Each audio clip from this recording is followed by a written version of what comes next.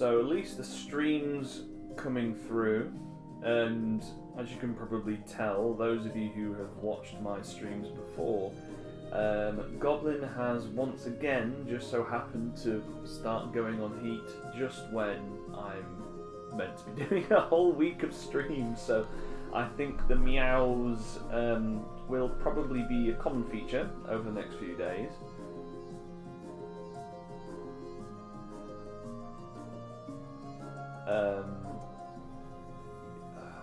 But is my voice coming through okay?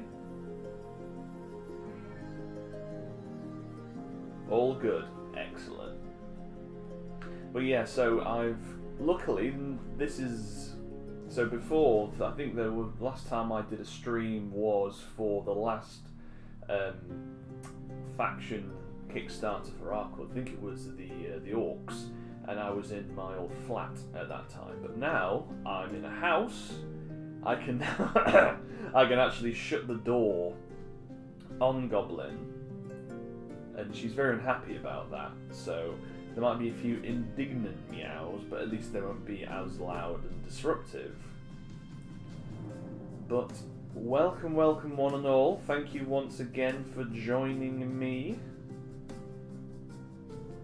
Rafa Yoshenka, thank you very much. Yeah, my girlfriend and I bought our first house last year. It was actually around, well, we got our offer accepted around March, April 2021, and then we got the keys at the start of August, and it was very much a fixer-upper. So we spent the next 5 weeks just absolutely cracking at it, painting everything, getting things, have to have a new kitchen repaired and things like that. But we've been living in it full time since September, and we're really, really happy here. But let's see who's on the chat. We've got El Tio. Good to see you again, bud. Got me Dad. Hello, Dad. Alex Barkley is gracing us with his presence tonight. Thank you very much, Alex, and glad you passed your exam today. Espen's here. Hi, buddy. Jonas, good to see you, mate. Raphael, oh, this is a nice visual quality. Excellent news. Oak and Bronze, all good here. Music at good volume. Thank you very much. So, as I kind of explained yesterday and in the Kickstarter update, what we're going to be doing tonight is kind of like a live stream where I'll be sculpting some of the models. Dad said, it may be my poor hearing, Alex, but you sound a little distant. It's just not very clear audio. And that's because I'm actually in my living room rather than on the desk, on the living room table, not living room table, dining room table where I was last night. Let's see if I can change that. Is this any better? I've just moved the microphone a little bit closer to me.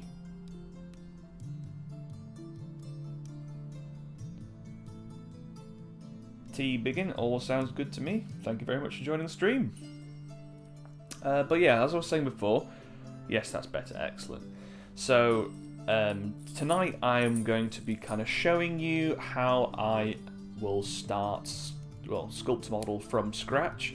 Thank you all for your suggestions in the ArcWorlde Facebook group about which model that you would like to see sculpted tonight. The overwhelming winner actually was the charmed bookcase, but unfortunately, well, not unfortunately, but I've already sculpted it, and I haven't posted a picture, have done an update with the picture yet, but I have updated the campaign page with a photo of a render of the model. We haven't had it printed yet, so there's no physical model yet, but you'll be able to kind of see how I've translated the concept art to the miniature. So you all the other models that there are drawings for will get the same treatment. Now, it'll be roughly the same. There might be a few little tweaks and changes depending on how I feel like the model works, because obviously making something in 3 dimensions is a lot different than making something in 2 dimensions, so I may add or change a few features. If you look at the picture of the finished bookcase sculpt, I've actually added a second arm on the right, well, technically a third arm. So the way that I'm going to kind of imagine the arms is that they're kind of like summoned spirit arms, not spirit, magical arms, kind of like made of the same substance as the sprites and the ensorcelled beast. So I can imagine that the bookcase can summon as many of them at will when it's like rifling through the collections of books and manuscripts and things like that.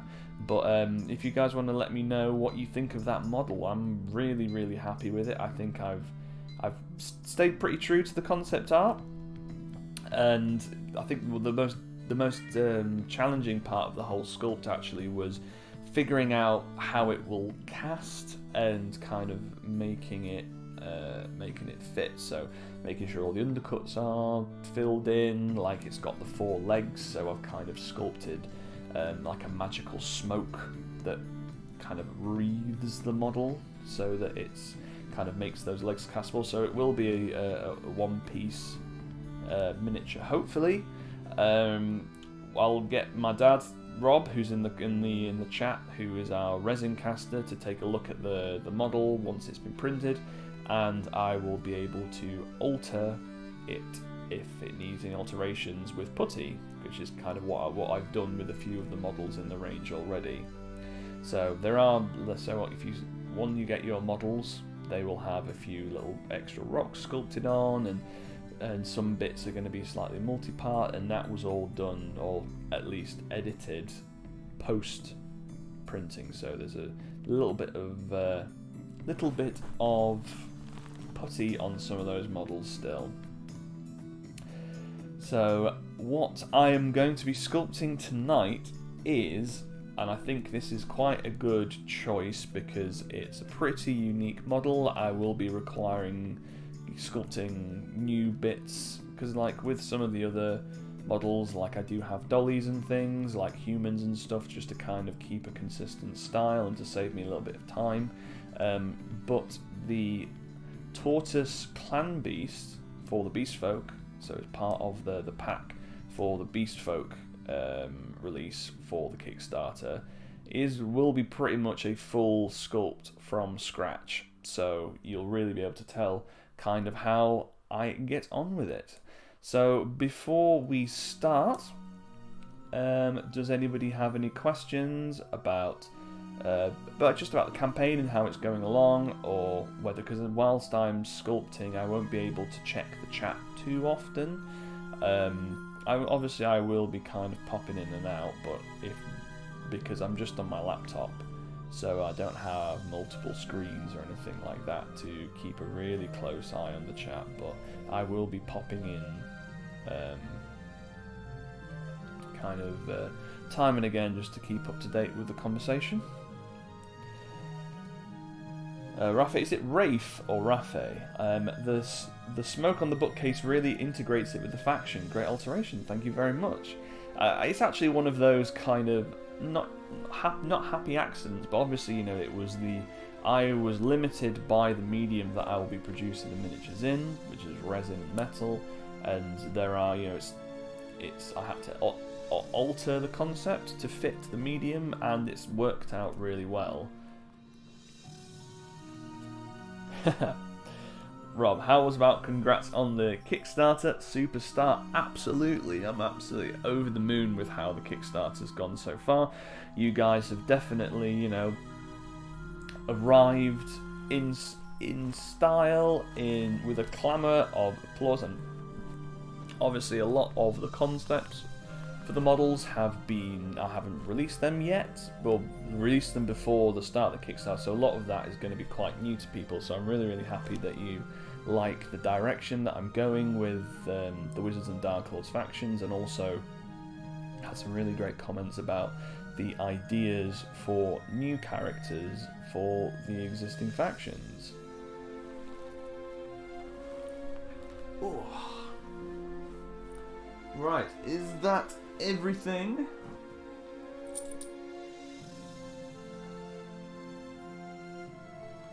Cool. Let's get cracking with the sculpt.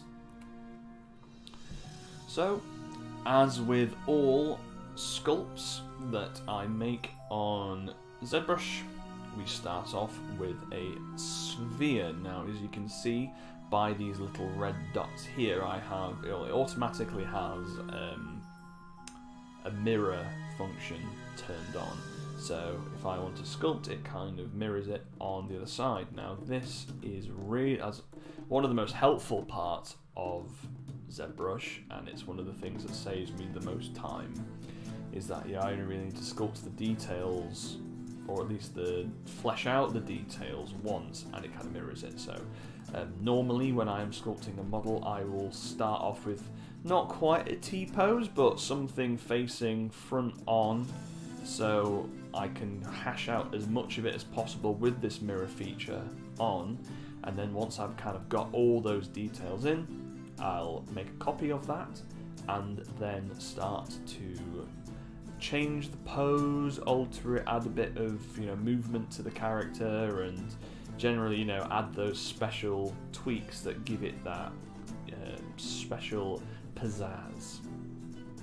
So at the moment we have the perspective turned on. Now the Zbrush has this feature where it kind of creates this simulated perspective.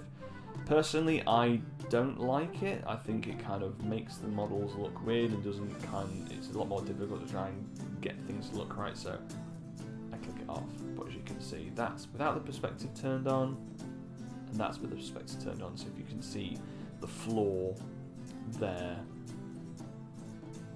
we go.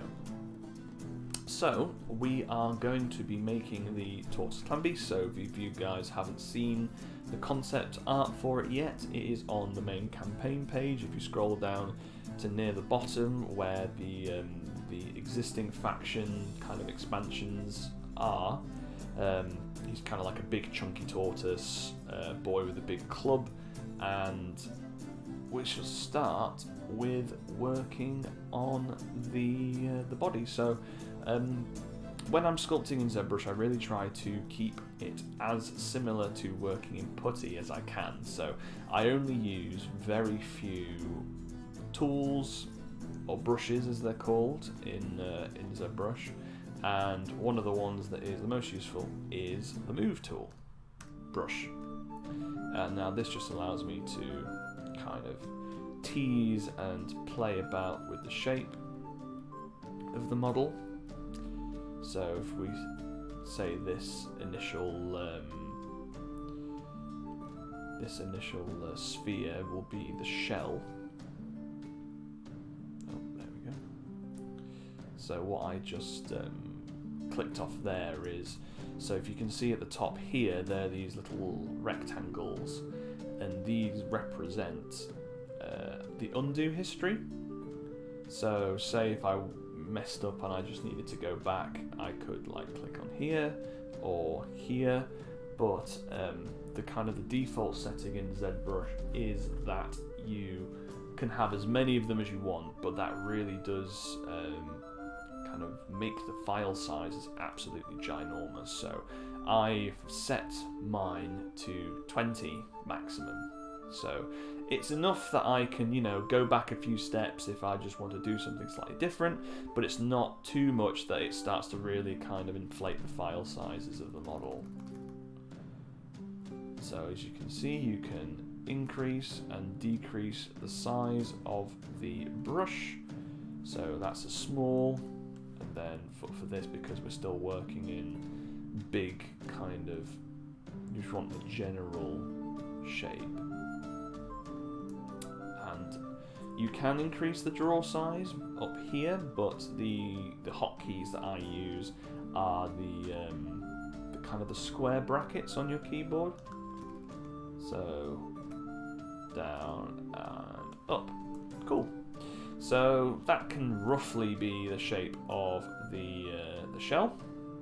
Now I'm going to add a separate subtool, so each kind of individual component is a subtool. You can have loads and loads of them if you want, and it will help in the future posing of the model if things like the arms and the legs and the head are separate subtools, because it means you can just move them about easily and it doesn't affect the rest of the model. Kind of imagine if you're used to using things like Photoshop or Procreate or anything like that, it's like layers. So I'm going to work on the head.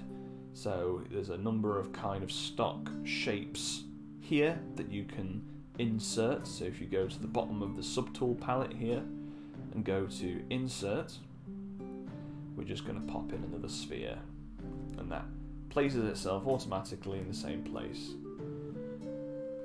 So I'm going to go to the top here, click transform, and activate symmetry, and we want the X symmetry, and that turns on that symmetry that I was talking to you about before. Now if I want to quickly move the model, move the subtool, I can click onto the move icon here, and that switches on the gizmo, and with this gizmo you can move it, rescale it, rotate it quite easily.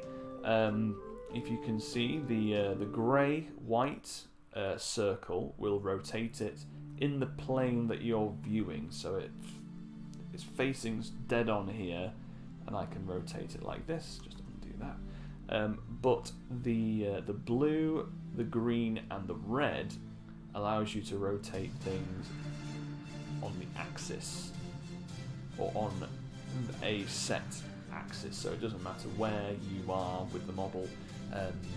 You can rotate it around a certain point, particularly the point is like the middle. Now you can you can change where that point is. So say if you've got an arm and you want to kind of rotate it at the socket, at the shoulder joint, you can reposition this point here to the shoulder joint, and then when you do all the rotating and things like that, the arm will move up and down from the joint rather than kind of from the middle of the subtool, but I'll go into that a little bit later.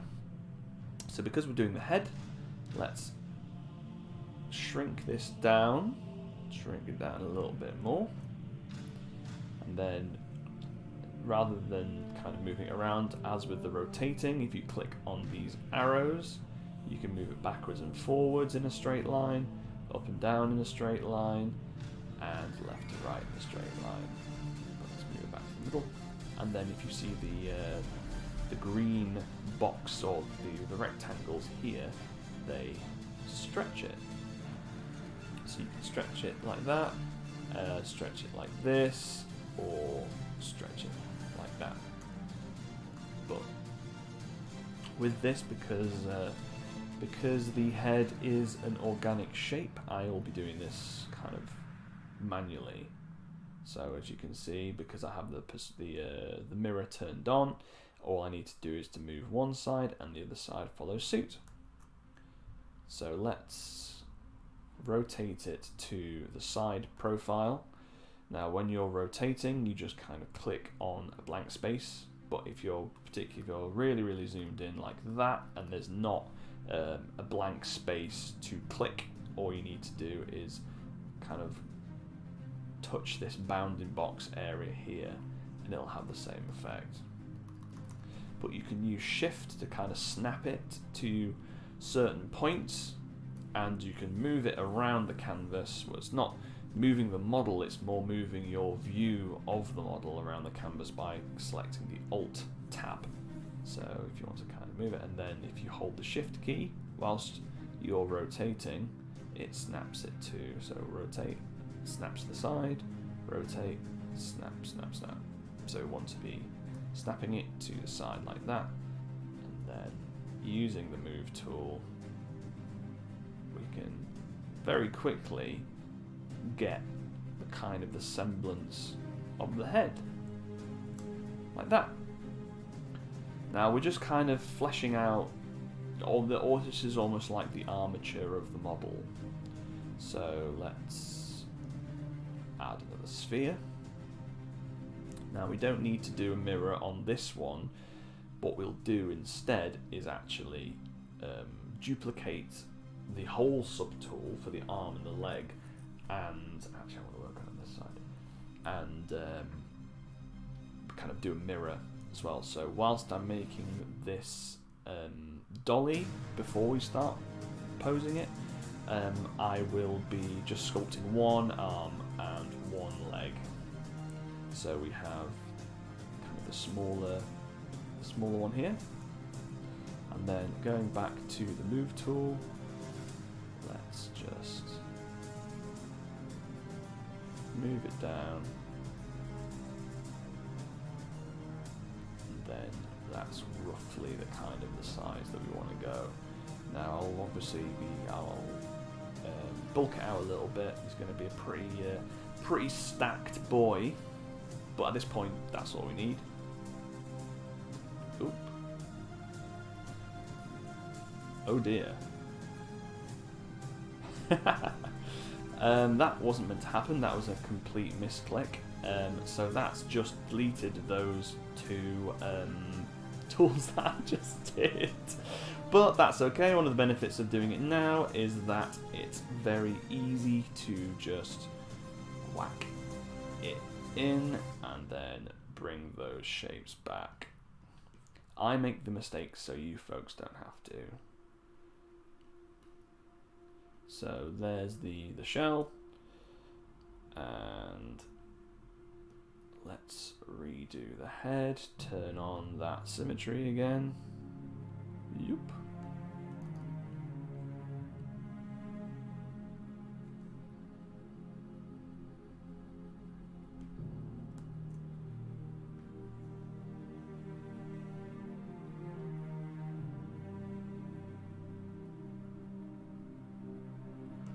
So there we go. Back to where we were. Yeah. So insert another sphere. Shrink that down. As you can see, the floor does move with the kind of the subtool. So your lowest point will be where the floor is. So that's roughly around where we want the leg. And then let's add a bit of a bend in the knee.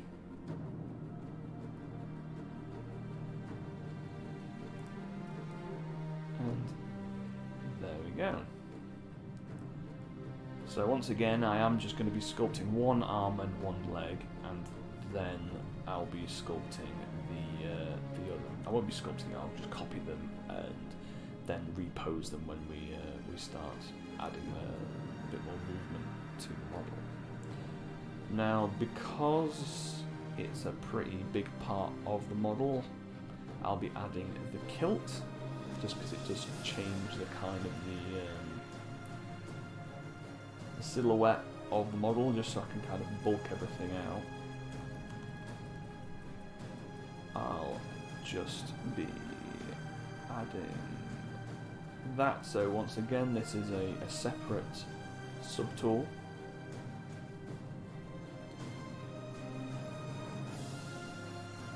And there we go.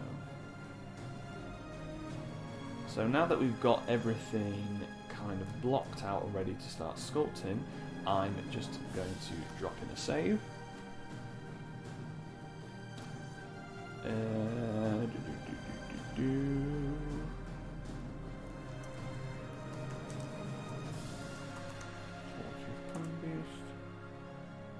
we go, that's saved. Now I shall check the chat. Richard Smith, evening. Grants on the Kickstarter. Alex, thank you very much, bud. Peter Gronfelt, evening. Good to see you, buddy. Dagfin, evening, good people. Good to see you, Dagfin. HD, good to see you, Hayden. Evening, Mr. Huntley. Dagfin, are we doing halflings? Not today. Oak and Bronze, Tortoise Clan Beast. Rafe one at the Hobgoblins, I believe. I should listen when streamers talk, I guess. So yes, so now that we've got this kind of but frame for the model here, I'm going to start adding some of the detail.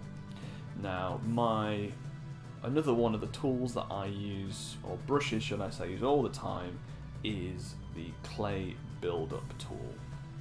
So this essentially simulates you putting putty onto the model. Now, you'll probably be able to tell, if you can see here, there's almost like a kind of a mesh-like quality to these subtools, and that's because that's exactly what it is. It is a mesh, and all objects in Zbrush are comprised of essentially this hollow shell created by polygons, and those polygons can be stretched and changed, and the more polygons you have, the more detail you can add to your model. Now, there are lots of different kind of ways of doing this. Like, Zbrush is an incredibly versatile tool. Everyone has their own ways of doing it, but the way that I've kind of works well for me is I use a program within, is it a program or function? That's the one I'm thinking of. Function within Zbrush called Dynamesh. Now, what Dynamesh does, it essentially recalibrates the mesh and basically equalizes the polygons around the model. So let's do an example. Go back to move. So if you can see here where I've kind of stretched this circle to make the shell of the tortoise, so these polygons here are bigger than the ones here because they've been stretched outwards. Now, if I take this and then stretch it even more, it makes it even more kind of prominent where those polygons are. Now, if I stretch them even more, you see that where the polygons join, it kind of makes a sharp point. Now, we don't want that. We want it to be as smooth and even as possible so that the detail is what you could call it, consistent. So if I go to the geometry tab here on the right hand side and Dynamesh here, now another thing that I do is there's a feature here called polish, and polish essentially rounds off any rugged edges and makes everything very smooth and clean. Like, you don't need to have it on, but I find that particularly when working with the highest detail models, it kind of has this kind of grainy, almost pixelated texture to it, whereas with the polish it kind of has very clean lines, so I always have polish on. And the resolution is essentially how many polygons you want to kind of replace these polygons. Now, I don't think it actually correlates to a specific number, but the way that I kind of interpret it is that it's essentially a slider of how detailed you want the polishing and the remeshing to be. It kind of goes all the way up to here, but I'd say the highest I go to is about 800. Like, I'm not sure if it's to do with my machine or whether it is just wear things, but if I try to Dynamesh above 800, it just does the same thing as 800, so I just leave it at that. But because we're very much in the early stages of the project, we don't need to have any particular detail on, so we'll leave it at where it was roughly. So it was at 128, but I've just kind of manually slid it back to about 136, and then click Dynamesh. So you can see, now that I've clicked Dynamesh, if we zoom back in, all of those stretch polygons have now been replaced with very uniform polygons, so we don't have that kind of stretched looks. If I go back, that's pre-Dynamesh, and this is post-Dynamesh. Now we don't need those little add-on bits, but I shall Dynamesh anyway, and that kind of leaves us with a nice smooth base. So back to the clay build-up. So as I said before, this essentially is you slapping putty on the model. So like that. So because he's a tortoise, I want to be sculpting the rim of his shell. So this will come down here like that, and then a much kind of thicker one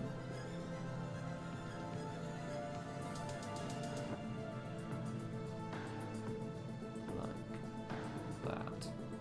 Oh, just drop it in. So Zbrush kind of does an auto-save every few minutes. I think it's every 20 minutes or something.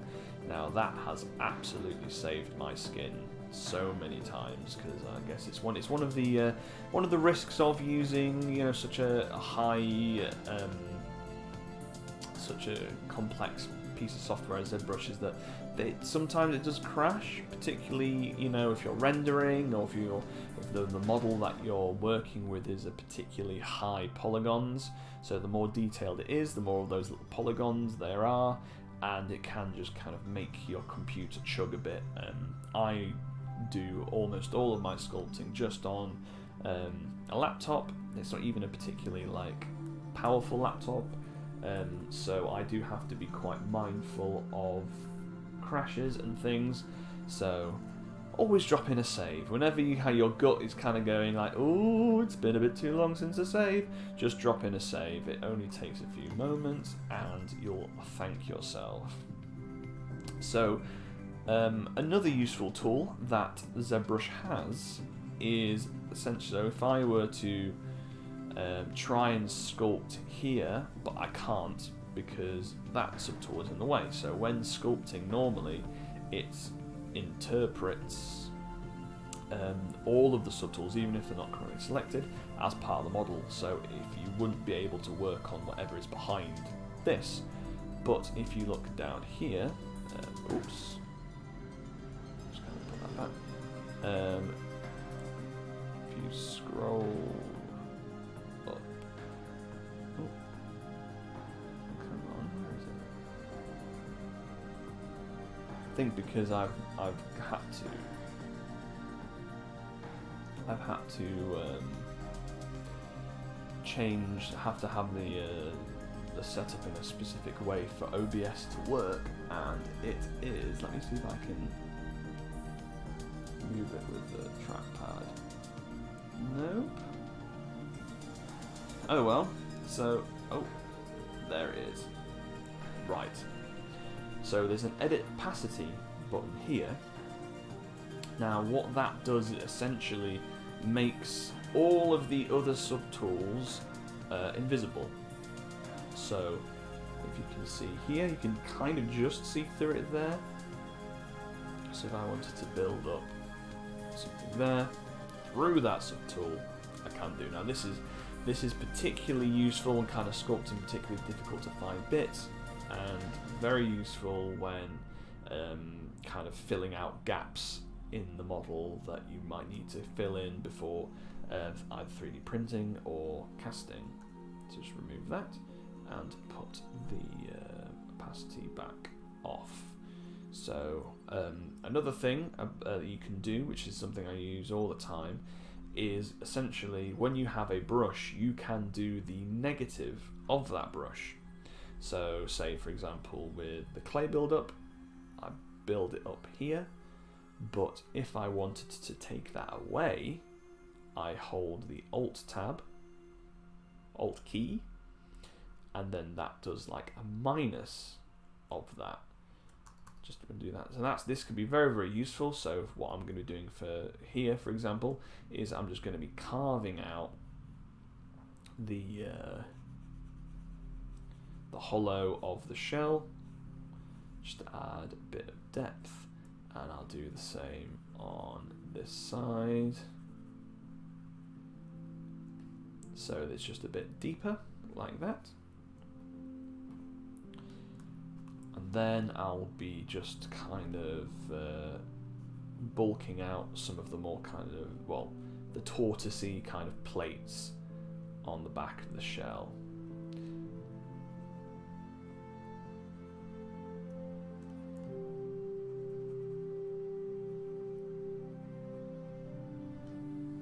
And then make this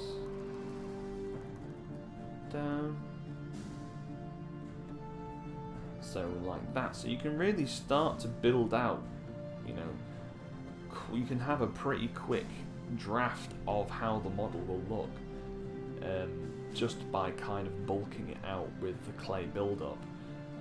But as you can see, because the actual shape of the brush, it's kind of like a square, you do end up with this kind of chunky, uneven surface. But this is where Dynamesh comes in handy, especially with that polish option selected. So as you can see, I've just been smooth that out, bulking it all out. But if I click Dynamesh off, then click it on, it polishes it all. So all that rough texture from me building up the detail with that brush is kind of smoothed away with that tool. And you know, speaking as a traditional sculptor as well as a digital sculptor, this function has been absolutely incredible to be able to use, because something like this would be unthinkable to do on a traditional sculpt, or something that would take you a very, very long time with a very, very fine sanding equipment. I used to use emery boards, the ones that you'd use to kind of trim your nails and file them down. But one of the joys of using ZBrush is it does it all for you. So going back to the move tool, brush, I can just kind of tease out the lips of the shell, just add a bit more volume.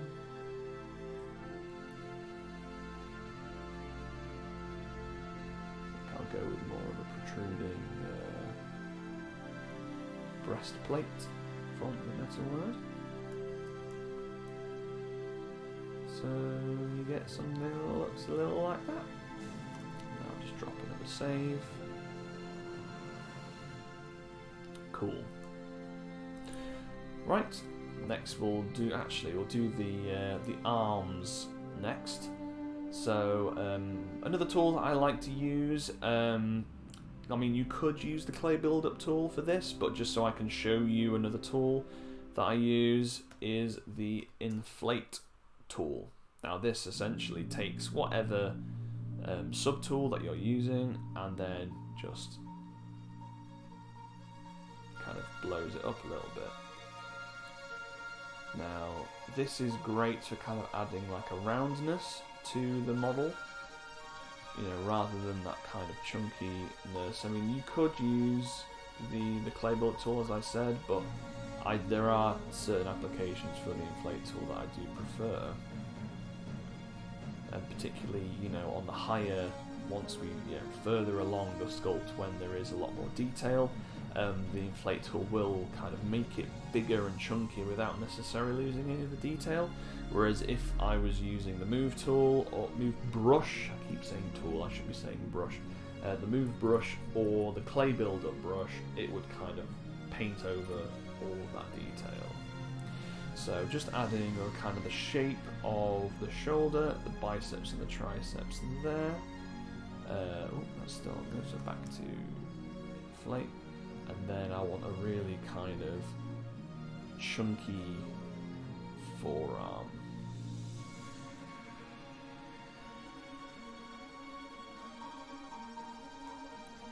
Like that.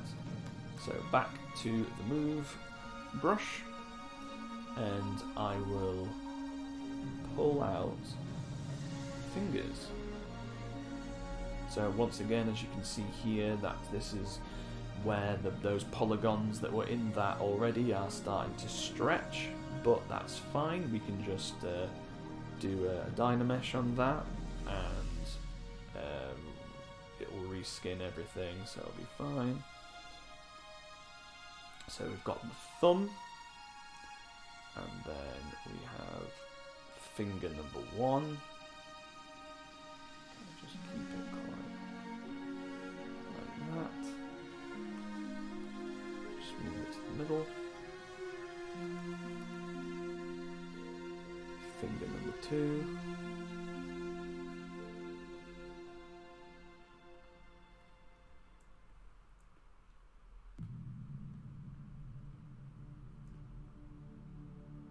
Pull it out this section here. Finger number 3. Now you can really see it's starting to distend and stretch here. Ooh, that's even way too distorted. So we shall go to Yoldi Dynamesh, and there we go. Just kind of smooths it all out. And finger number 4.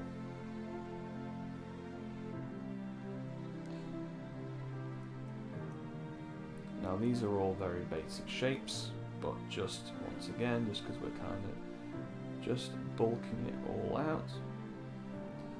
And to go back to the inflate tool, we can start to kind of add a bit of flesh to these fingers.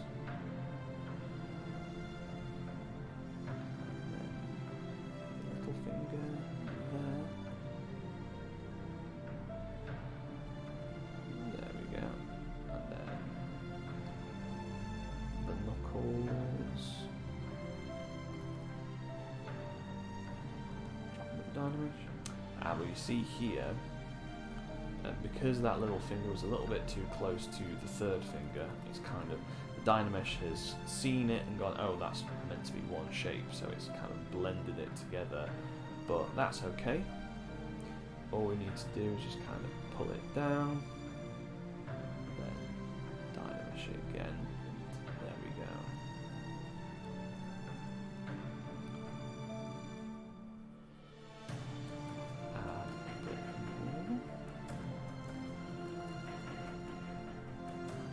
Bit more meat to the hand, and all importantly the kind of the pad of the hand here. Now once again, this is very kind of rudimentary because we'll be posing the hands, kind of both hands clasping the club. Don't particularly need to add too much detail in it at this stage because I will be reposing it to be holding the hand, but I just thought I would show you folks, you know, the way that I would go about it. So you have the beginnings of the hand there. Add a bit more of an inflate.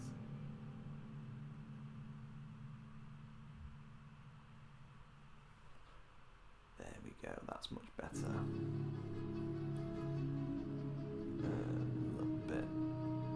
On the tips of the fingers as well.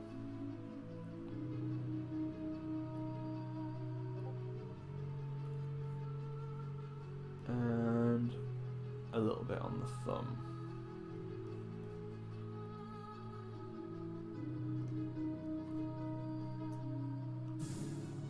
And there we go. Then similar with the leg. Now we don't actually need to add too much detail to the leg because a lot of it will be hidden by the kilt, but it's very much the same process. Initial Dynamesh just to kind of give it an even texture, and then we're going for kind of big clumpy tortoise style feet. So it's got quite human-like hands but tortoise-like feet. So we'll use the move tool. Actually no, we'll use the clay build-up tool just to start to pick out some toe claws obviously there'll be more detail added there in time, but it just kind of puts it on there as a starter.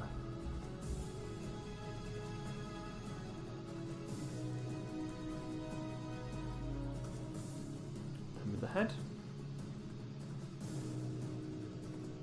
an initial Dynamesh, and then using the clay tool I'll start to build up the shapes. So we'll add a nice saggy kind of wrinkly neck. We'll turn on the transparency just so I can get under there without getting in the way of the shell.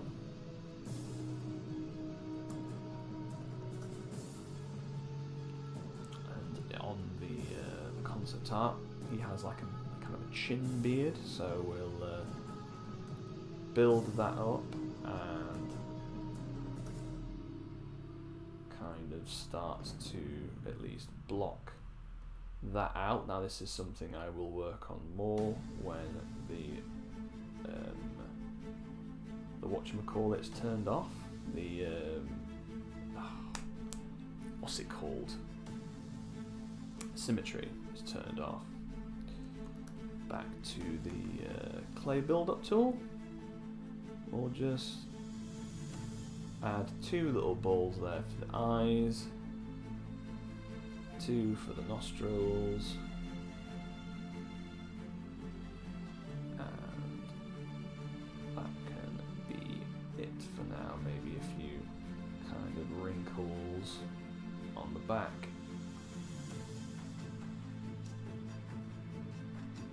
Some more kind of fleshy parts of the neck. Have you ever seen like a tortoise's neck? It's quite loose skin, and I know some of you who are kind of followers of my work will know that I do like to sculpt this kind of flabby neck skin texture on a lot of the creatures that I design. I just think it adds that kind of level of realism to it, as well as kind of nice texture to pick out whilst you're painting. Now, because I've gone a little bit more detailed on this, and I have started to work on a few of the actual features of the character, I'm going to just up the resolution of the Dynamesh so it does. I'll show you how it looks when I have it on the kind of the normal resolution. So yeah, it just blurs out a lot of that. But if I crack it up to about 264, the detail is kind of still there, so you still have that smoothness, removing the texture from the clay build-up brush, but you don't lose as much of the actual structure that you've already worked on. So now I can use those block shapes that I originally drew on and then start to work on the shape of the face a little bit more.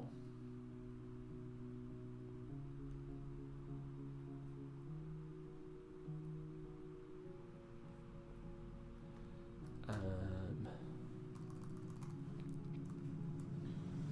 of add some expression by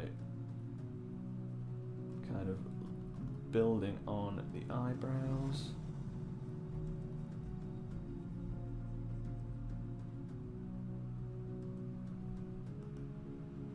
Oops, that's way too. So now that we are starting to work on the actual detail of the model, so I'm working on like the beak and the mouth.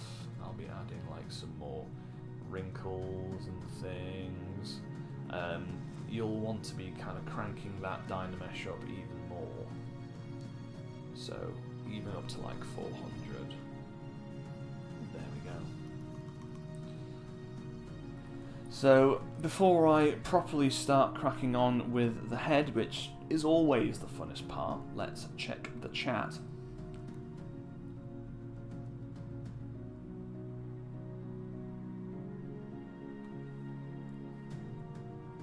Dagfin, by the way, the concept art for this is super cool. Thank you very much. The art, Ian Foster, good to see you, buddy. The art for this guy is really compelling. Hope the sculpt matches it. Dagfin, the lumpy shell did look rather cool.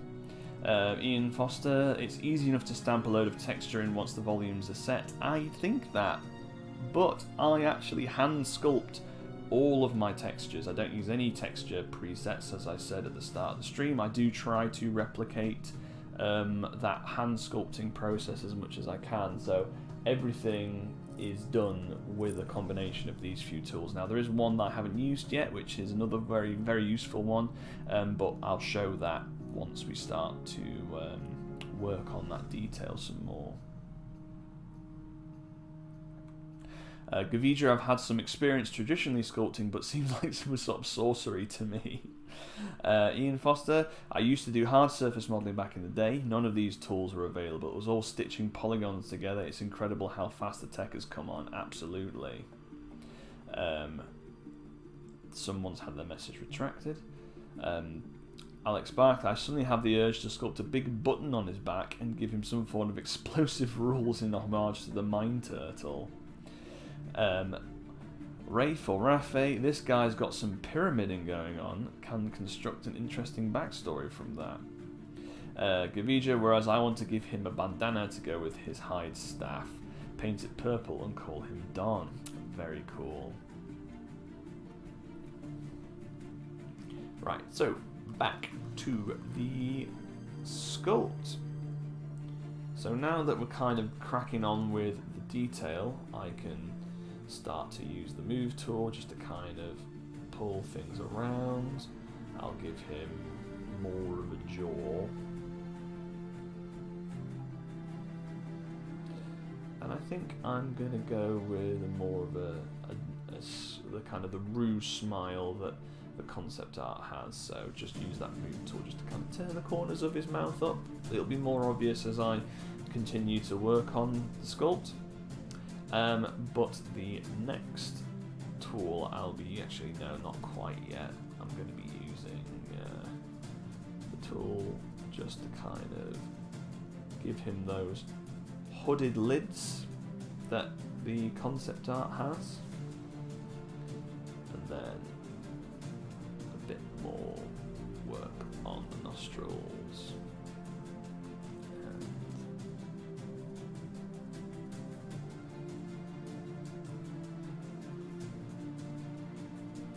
On the lower jaw.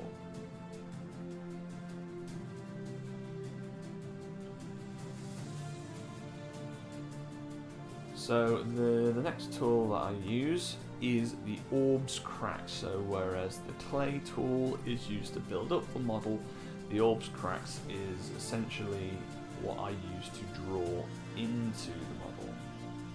So it's kind of like a pen. So if I wanted to draw the folds of the neck, like that, or like start to work on the strands of the beard, like you can really, you know, it very much works like if you are using a drawing software. So you can, it is very much almost like you are drawing on the detail. So kind of go in here just to give that lower lip.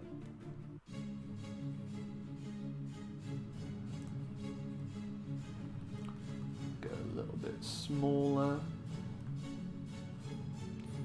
to get those nostrils. Then work on just kind of deepening those that eye socket. Adding that detail there.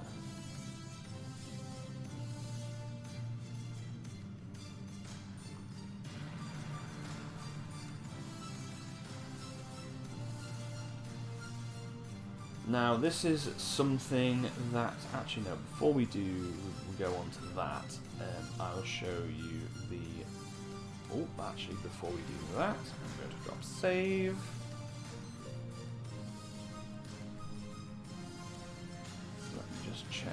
the playlist is doing. Almost at the end. I'll start from the beginning just so I don't forget. So, as with the other brushes, there is, if you press Alt, you essentially do the so if you note that draws like that. With the minus, it draws a ridge. Now this is very, very useful for me, like, because it's great. To just add those kind of almost like edges to stuff. So I'll use that to just kind of build up that lower beak. Use it to kind of work on beard. Just go back to the move, because like in the concept art I did have a few little strands of hair. Actually, no, I'll do that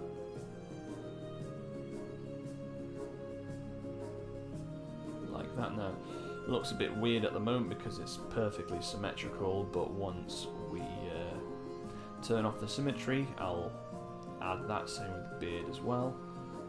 Just bring those. Actually, no, I think I quite like those nostrils where they are.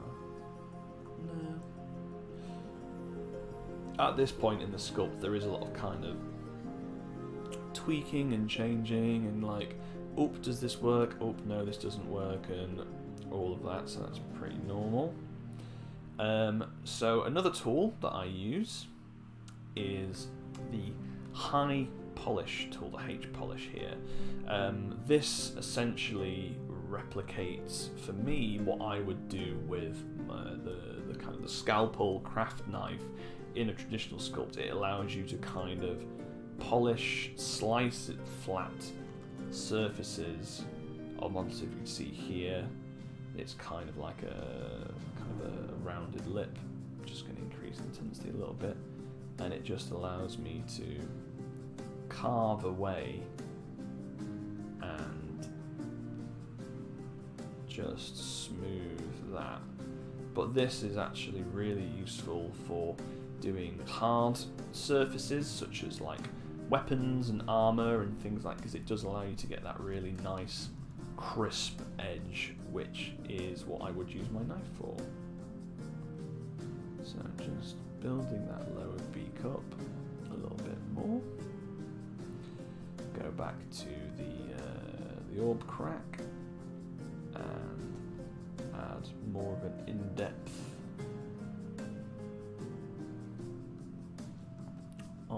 on the kind of the corners of the mouth, and then using the opposite of the orb's cracks, I'll add that kind of ridge there. So if you can see here, it's starting to stretch those polygons a little bit, so we'll drop in another Dynamesh. Now I think that once again is just losing a bit too much detail, so we increase the resolution again. There we go.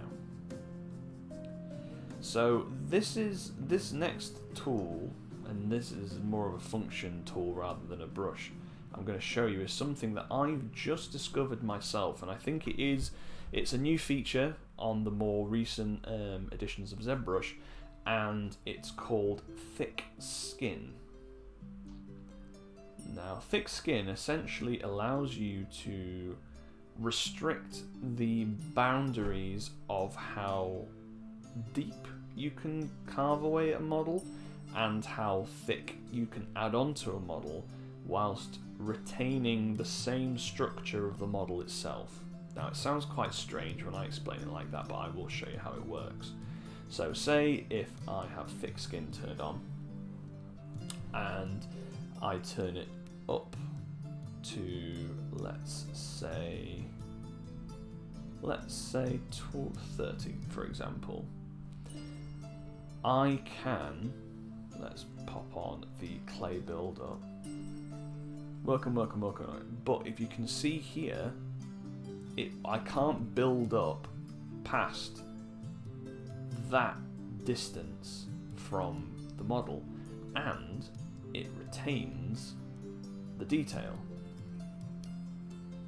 Obviously a little bit chunkier, a little bit more inflated because it is, you know, thicker, but it's a great way to add to build, to work on things like clothes, for example. So you can add texture whilst completely retaining the structure and all the sculpting that you've done underneath. I use it all the time for things like armor, which is super useful for armor. And another thing that it can do, because it also, as well as going outwards, it also works the same going inwards. And I find that with the eyes, if I press the Alt key to kind of minus the clay buildup, I can just add a bit more depth to that eye. It's not super clean, but as you can see, it just brings those eyes down a little bit and makes them more sink in without losing any of that detail. And I'll just drop another Dynamesh. So as soon as you drop that Dynamesh, it turns off that thick skin automatically. And even though the eyes are down, kind of smaller, I do want to kind of make them the same size. So I'll use the move tool just to change that back. And with that, that's pretty much all of the brushes that I use to sculpt my miniatures. As I said, I do try to kind of keep it as close to hand sculpting as possible, so I don't use any kind of pre-made textures or anything like that. It is all kind of tweaking and changing it, and there are a few shortcuts like the polishing and like the mirroring, what's it called? I forgot the word again. Symmetry and things like the thick skin, which do really, really help. But everything else, it's just having a tweak and drawing on the detail.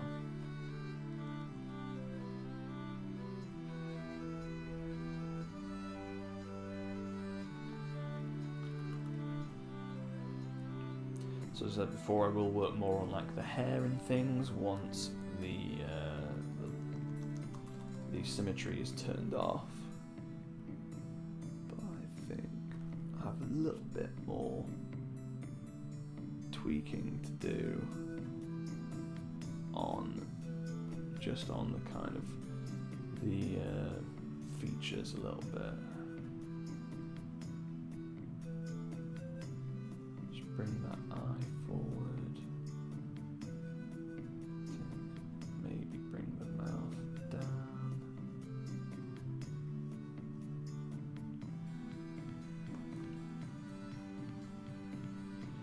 So yeah, then we end up with something that looks like this.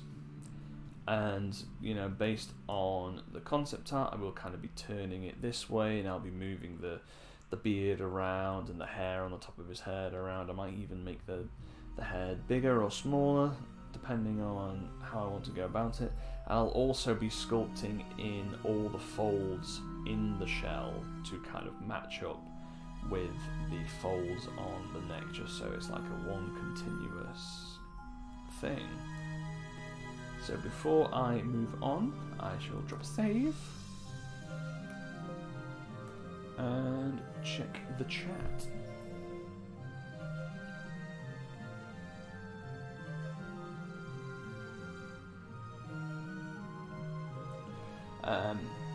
Ian Foster, Al, are you using a tablet and pen here, or are you being insane and using a mouse? No, I am using a tablet and pen. It's actually a really, really inexpensive tablet I bought a few years ago actually as my backup tablet. I do have a big fancy A3 Wacom that I bought about 8-9 years ago that I have in my studio. But when I'm working at home, which nowadays is the majority of the time, I use this tablet. I think I spent about £30 on it. Like, it is a Wacom as well. I think it's called like a Wacom Bamboo, but it's just a little A5 tablet, and it's absolutely wonderful. I don't really need to use anything else. But yeah, that's what I'm using. Marcus, I've tried to work with Zbrush several times. I went back to working with Super Sculpting.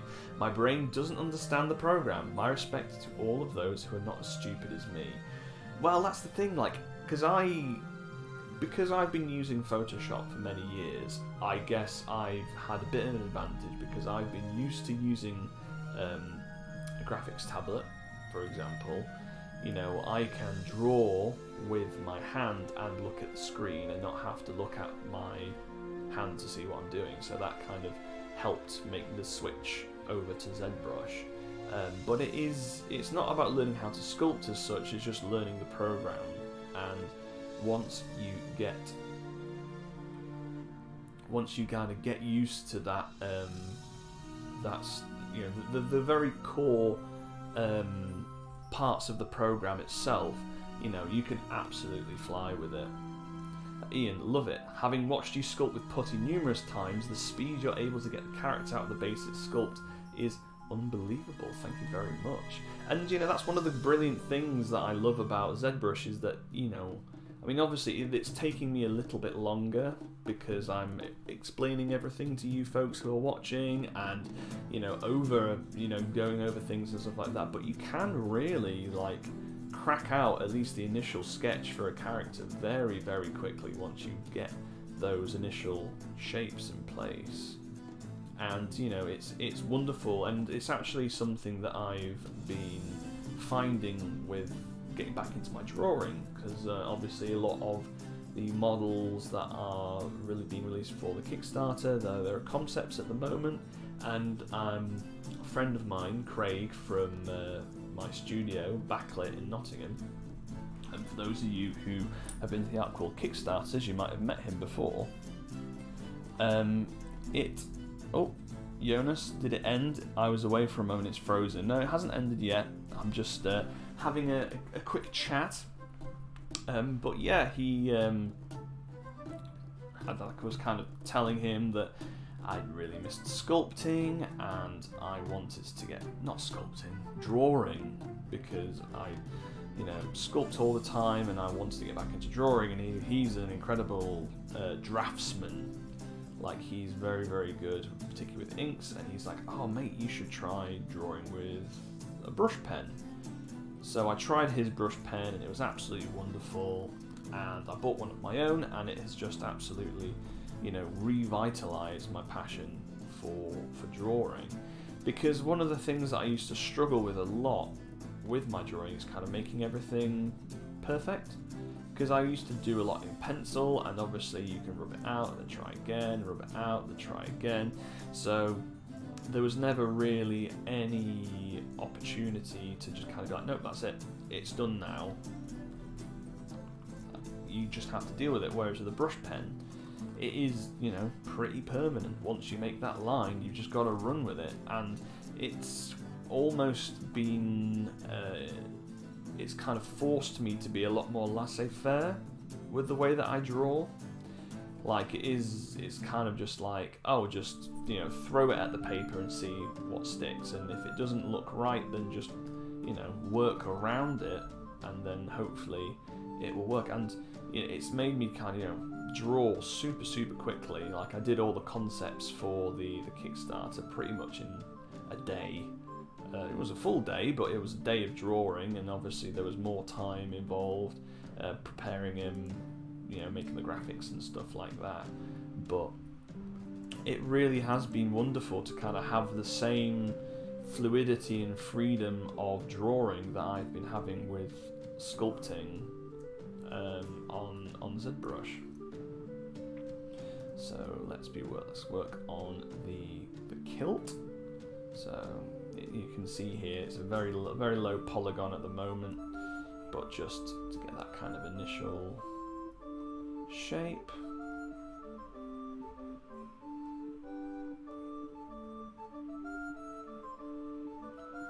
Then polish.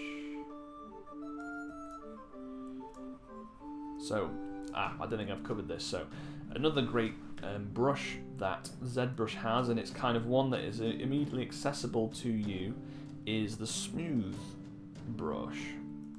You can access that just by holding shift, and what that does, it allows you to essentially just kind of smooth and blend together the surface. So you can see here we're just losing all of those chunky outlines, and then when I go back onto it with the orb cracks brush, I can kind of get that shape. Now, something that I use the reverse orb cracks brush all the time for is kind of doing the edges of fabric or the edges of metal and things like that, so we need quite a crisp line. So you can see here, I can just give that edge. I'll do it on the edge of his kilt as well.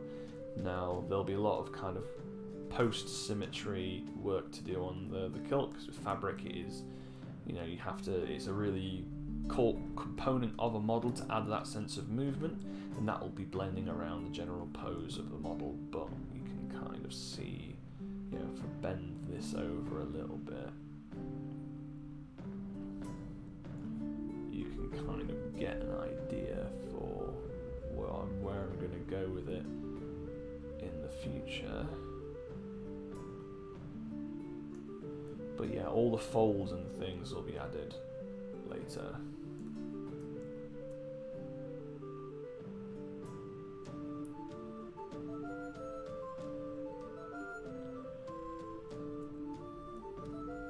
Let's drop Dynamesh.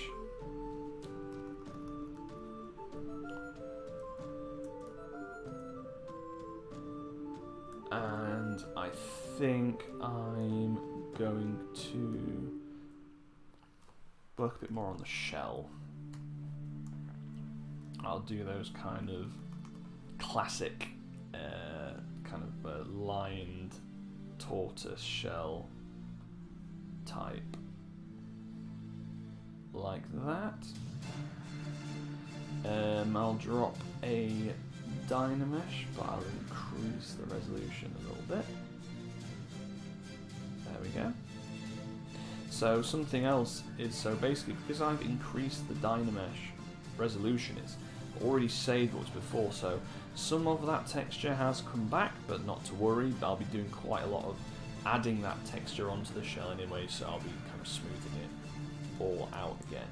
But going back to the polish tool, I'll be kind of carving in kind of the ridges of the shell, so it looks like those plates are kind of overlapping each other.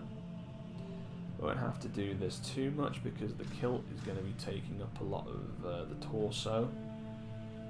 I imagine he was quite an old man, so yep, his undergarments are hoiked up. As you can see, I've kind of added that almost overlapping texture.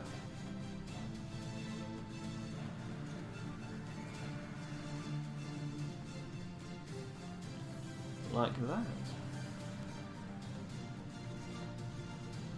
And then for the kind of the spikes, I'm sure there's a scientific name for them, but I can't remember.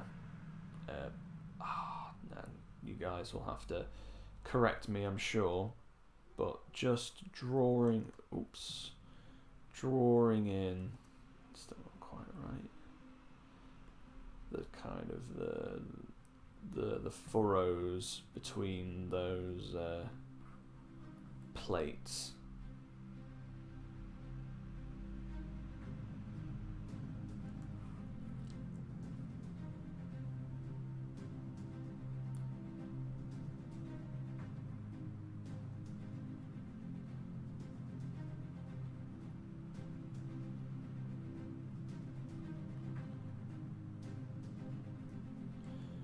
There we go. And just go to the move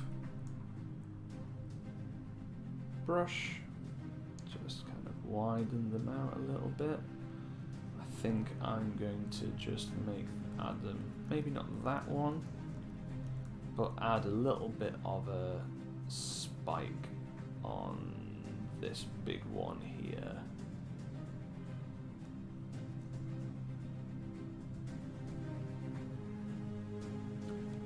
Drop Dynamesh, and then going back to the polish tool, I'll just carve away some of that kind of messy ridge.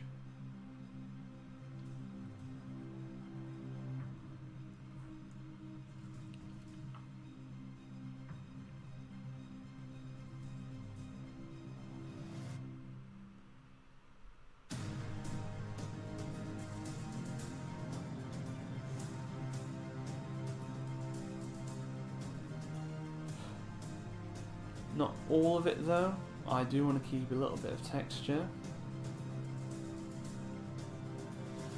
quite like that. Then going to the orb cracks tool, I'll start to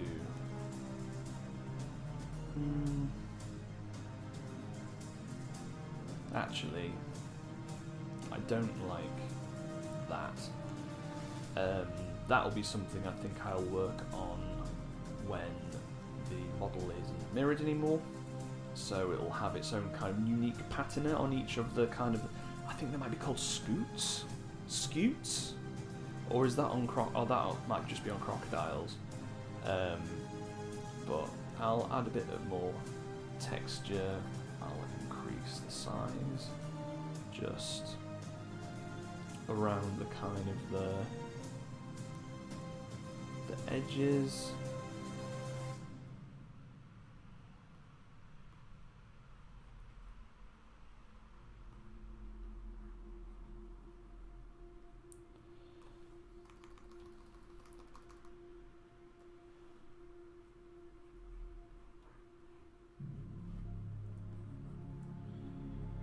Just whenever I'm sculpting something, I really do try to think about how the model will look when it's painted, or how it will paint.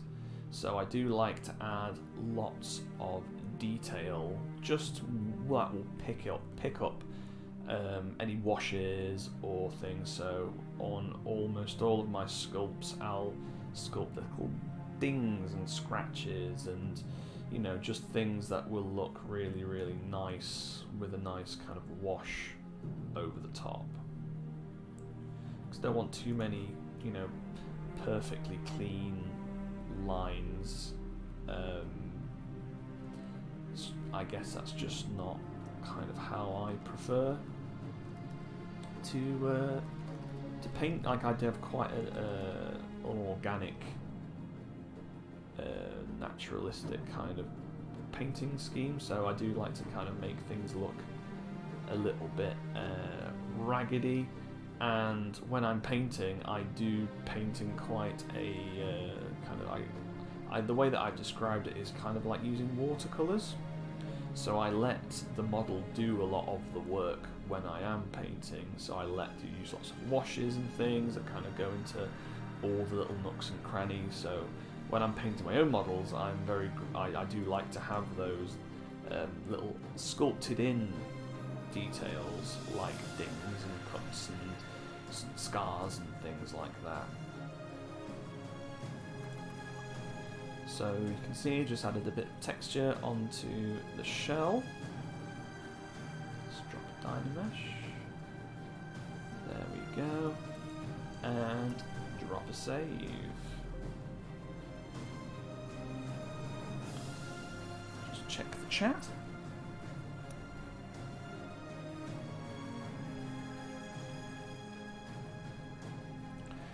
Other benefit of digital is that you can't burn these if you get distracted. That's very true. That's very true. However, if it crashes, you know, it's gone forever. But fingers crossed. I'm quite good at predicting when my laptop's going to die nowadays, so it hasn't happened too often. And Zbrush has loads of great features that kind of auto-save things for you.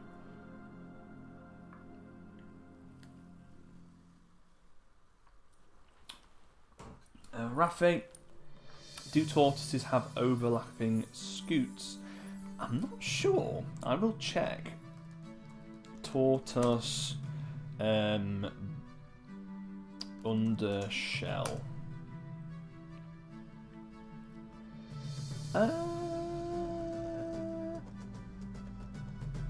Yes, they do. Well, obviously, you know, it depends. There's 1,000,001 different species of tortoise. Obviously, I am hyperbolizing a little bit, but yeah, they do generally have the kind of like a ridged bottom shell, and then obviously the kind of the more hexagonal style bumps and things on the top of the shell. I am gonna look and see what those bits are called.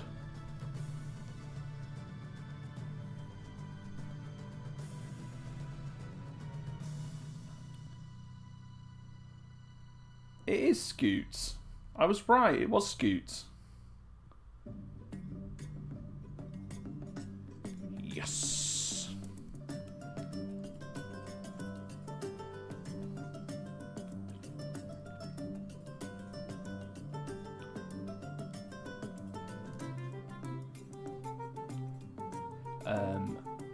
Jonas, I think the scales on turtles' backs are actually in a hex pattern in real life. Yeah, there are some, but there is quite a lot of variation. Ian Foss, I think he's got some Bowser influence, absolutely. HD is indeed scutes, excellent. Rafe, not all tortoises have hex patterns, some have irregular pentagons and triangles and such. Yeah, I mean, I'm going with a more of a kind of a random style effect. I actually picked up. I do this texture quite a lot on my reptilian characters. It's a sculpting style that I definitely picked up off Trish Carden. I believe that's the name, Trish Carden, the old Games Workshop sculptor, who made some of the best miniatures in their entire range, and you know, her monsters were always incredible.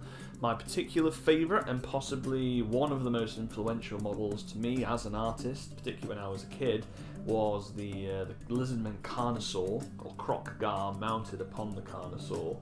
I absolutely loved that model, and that has these kind of irregular scutes.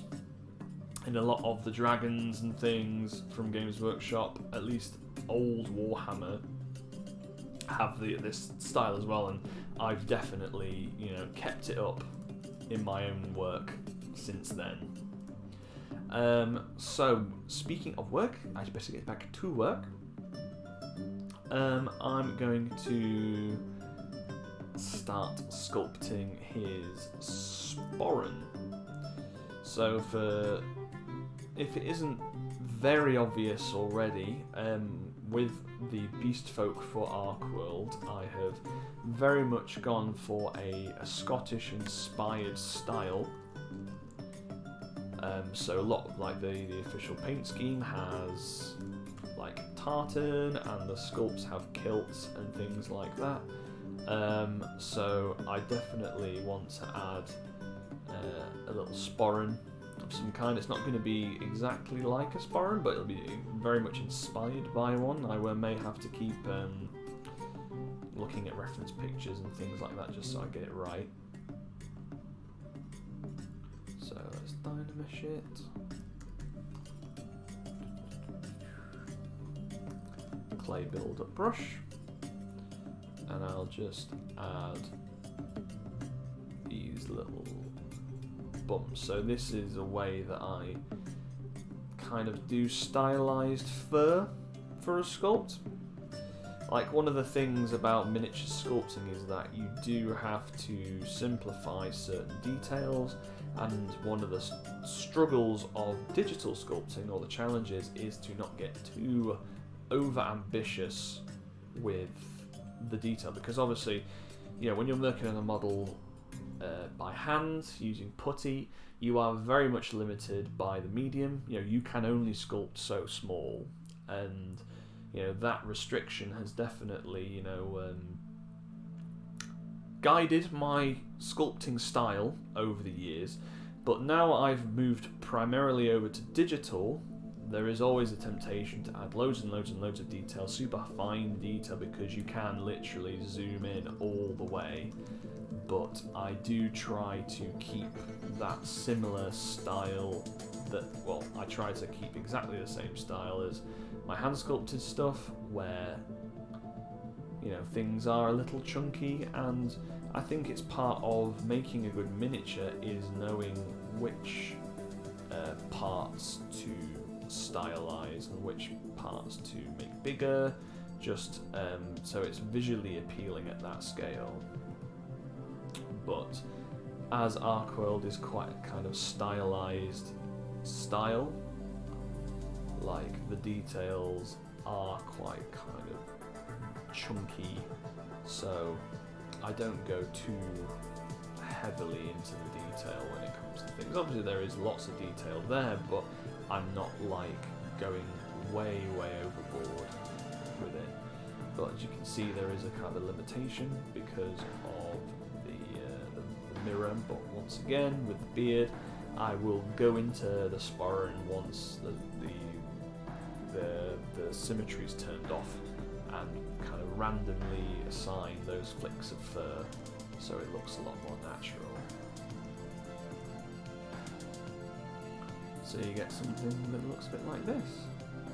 So before I continue, I'm just going to double check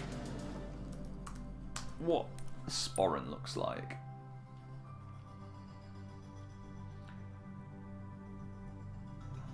Okay, so luckily there is lots and lots of different types, so I think I will stick quite closely to the one that I drew in the concept art.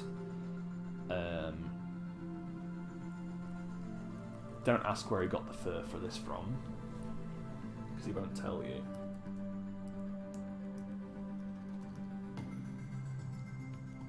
So I'll go with kind of like a pouch lip here. Just keep building it up.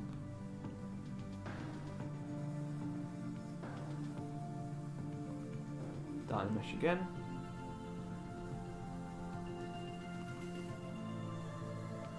Just kind of pull it down a little bit just to add a bit of a flap.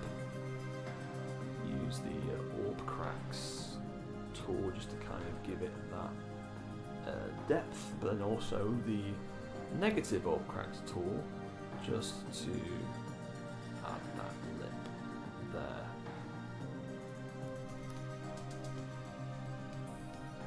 I'll just kind of sculpt a little buckle just at the bottom, nothing too fancy.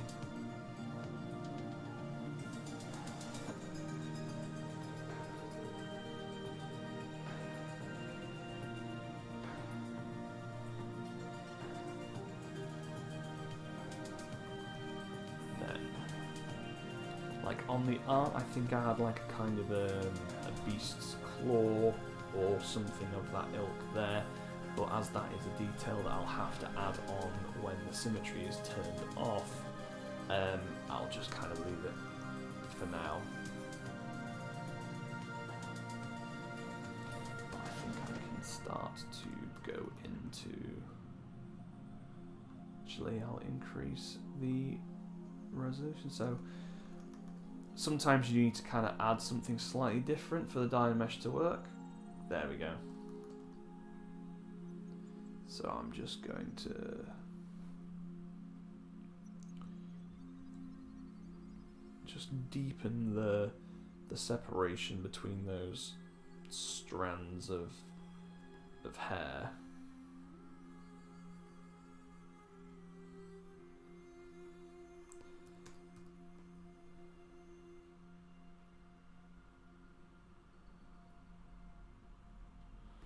But as I said before, I'll be adding a lot more detail when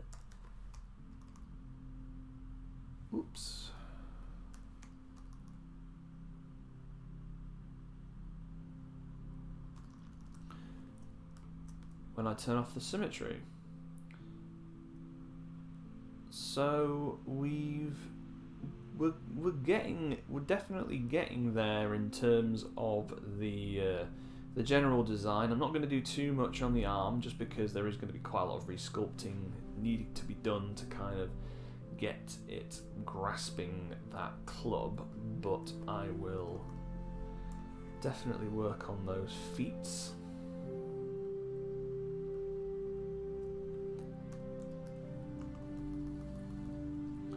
So I think a bit of a higher Dynamesh, there we go.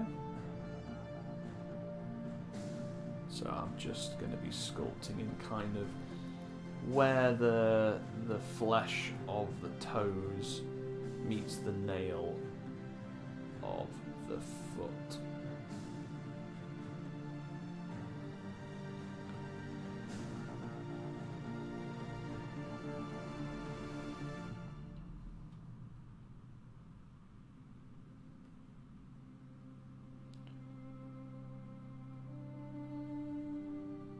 Add some toe knuckles. Drop a Dynamesh. I think those are a little bit too prominent, those toe knuckles, so I'll just blend them in a little bit with the smooth tool.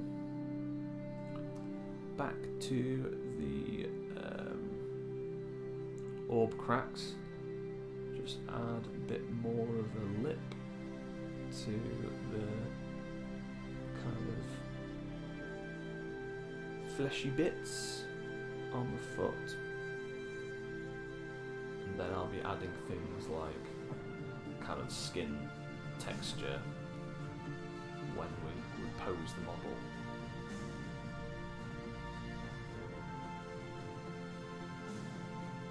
I'll just mess with the shape of claws.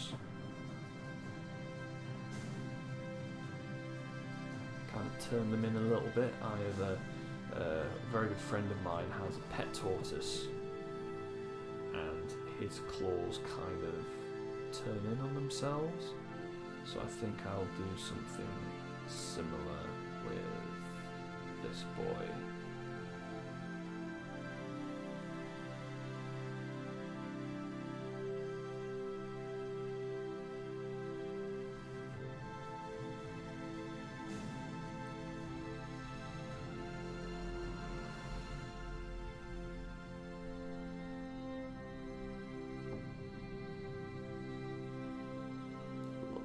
Resolution.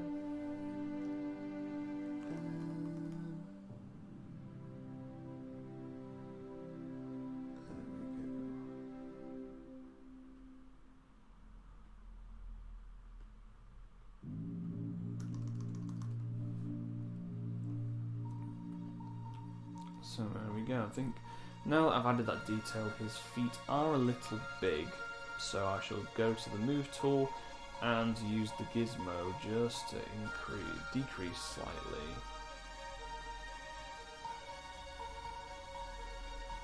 So I think we'll be having a lot of that kind of the weight. The visual weight of the model will be obviously the big shell and the kilt. So I think having big feet as well wouldn't look quite right. I'll drop save.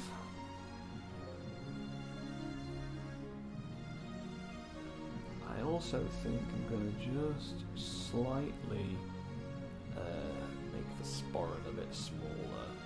And obviously that is another huge bonus of working with digital, is that you can scale things super easily. If you get a scale wrong in a traditional sculpt, you're ruined. There's nothing you can do. Whereas with digital sculpt, all you need to do is just go whoop, and it's completely changed. Right, so another bit of equipment, not equipment, I guess equipment, apparel that I'm going to give the tortoise boy is a belt. Now I could bring in another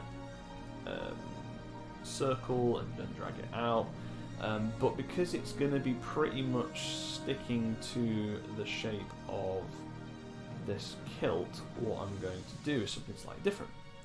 So I'm just going to duplicate. There's a hotkey that I use that just duplicates the kilt, so the kilt is now 2 kilts essentially. Just before I do that, I'm going to drop a save because this sometimes bugs out.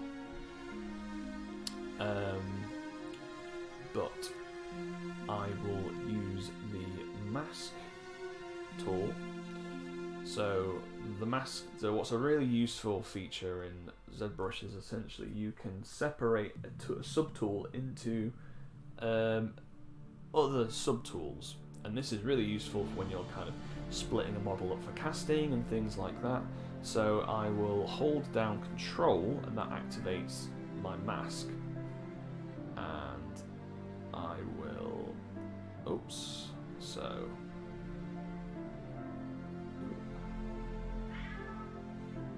in symmetry, what's it doing? So see through 0, there we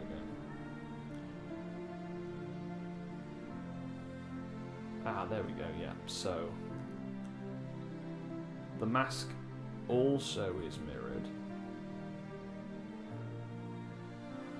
So you see the dark bit is masked, the lower bit, the kind of the lighter bit isn't masked, and then I shall mask this as well.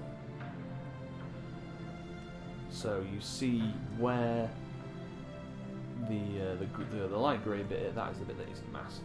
Now there is a special tool or function down here called split. So you can split unmasked points, split masked points. So let's split unmasked points. So now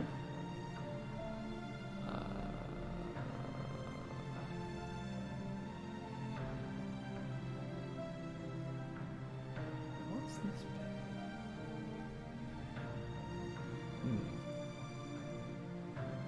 Oh, I see what's happened. Okay. So if I minus it, so basically it has, there was an aspect of the kilt that was kind of hidden within the sculpt itself, and that hadn't been masked. So what I will do is do exactly the same thing, split mask points,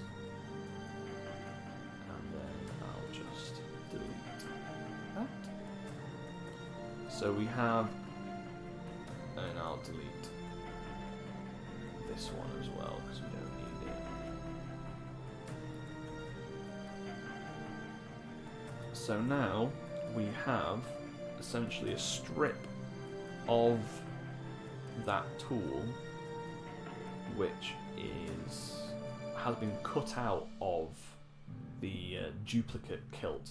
Now, because of the way that Zbrush works, because everything is hollow, it does have a whopping great hole in the middle, so it is literally just a pixel thin skin around. So before we do anything else, I shall go to Geometry, Modify Topology, and Close Holes. Now that essentially just fills in the gaps there, so essentially it's just like a strip around the waist of Tortoise Man. And to make the belt, I'll just increase it slightly, just so it kind of stands away from the... Oop, just got a little bit cut there, but that's easily done. I'll just use the H polish just to smooth it. Actually, it's been particularly difficult. So I will use the mask tool again, just to cut it away, because sometimes there are parts of a model that no matter how much you try and polish it or remove it or carve it away, it just won't leave. And I've found that the best way to just get rid of them entirely is to just cut them out, essentially. You can see there's some more up here, little floaters. There we go.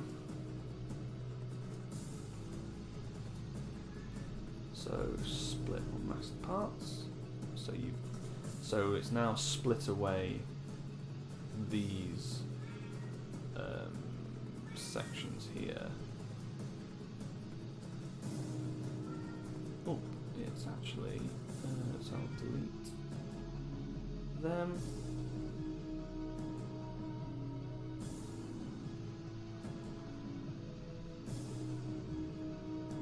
And then close the holes again. And then just smooth it down a little bit.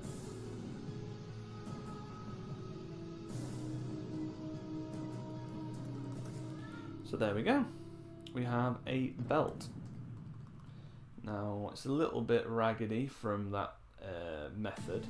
It's not the best method in the world, like it's a particularly awkward shape, so I probably should have just sculpted the belt onto the thing itself, but I just wanted to show you how I would do that. But now that we've got that as a separate tool, I can change it and add other things.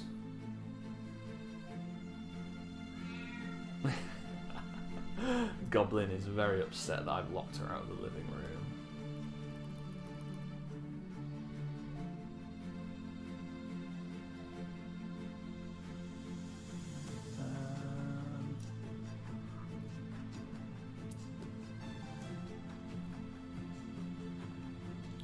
Just add a bit more resolution on the Dynamesh. There we go. And I'll kind of sculpt in. It's thinner than that. Kind of the belt clasps.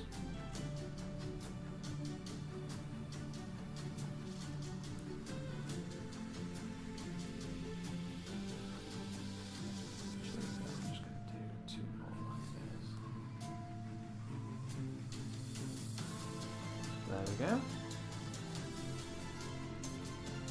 So you get something that looks a little bit like this. Drop another save.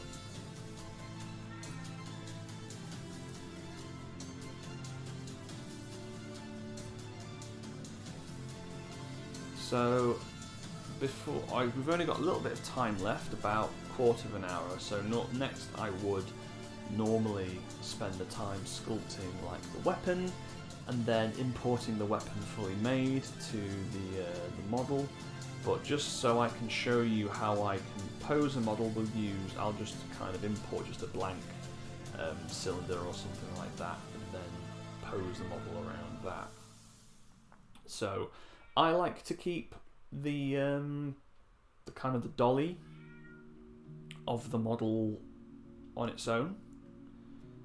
So it's, I've always got a backup copy in case the posed one goes wrong.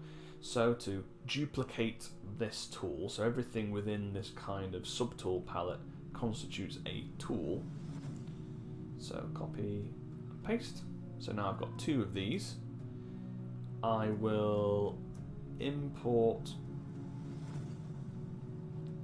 a cylinder. Just quickly kind of make it vaguely club shaped.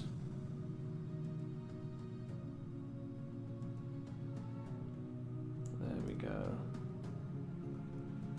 Like that.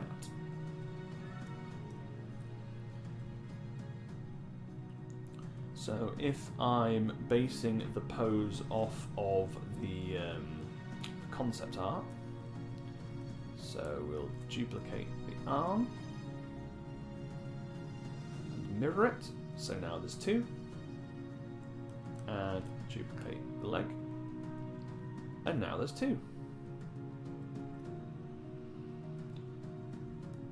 So I will turn off the symmetry for the head,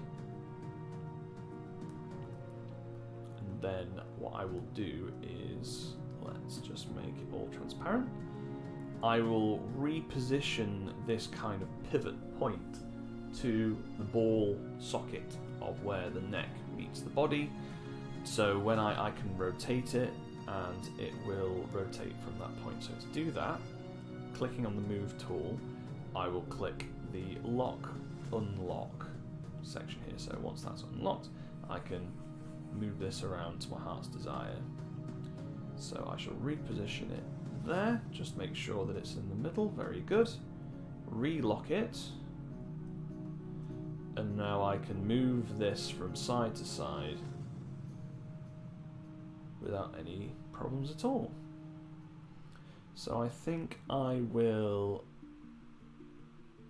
have it here. So I think the concept art is roughly in this kind of pose, like that. So I shall move back to the move tool and kind of bring the flesh of the neck over so it looks like it's kind of leaning in, like add a bit more kind of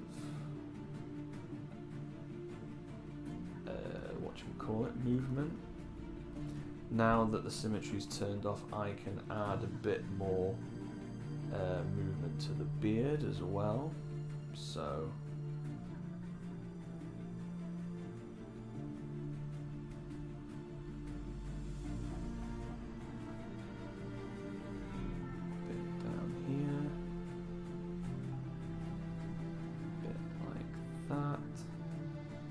I think probably the best option for casting for this guy will be to have the head and neck as a separate piece, although Dad will be able to help me with that. So as you can see, I've just added a bit of movement.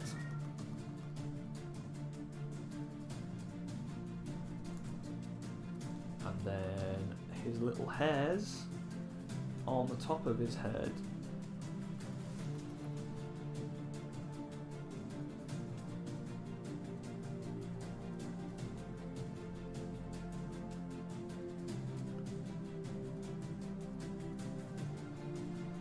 I'll use the reverse orb crack tool to maybe add a few more.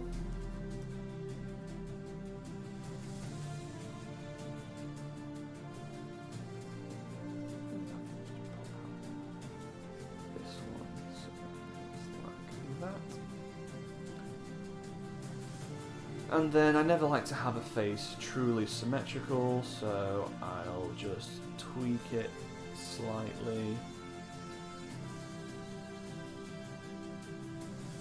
Just so he looks,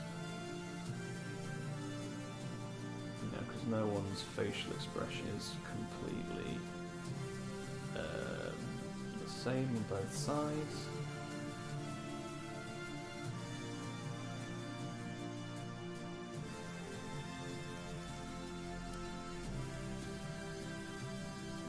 That,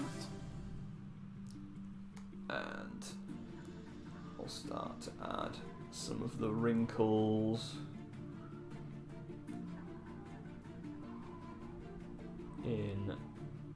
body, or should I say the neck. A few more there.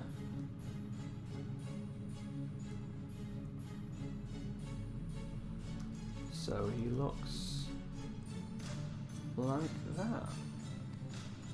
Now so he's going to be holding his club or shillelagh.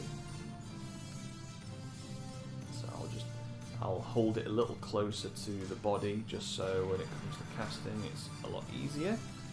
Now to repose the arm so that it's holding the club,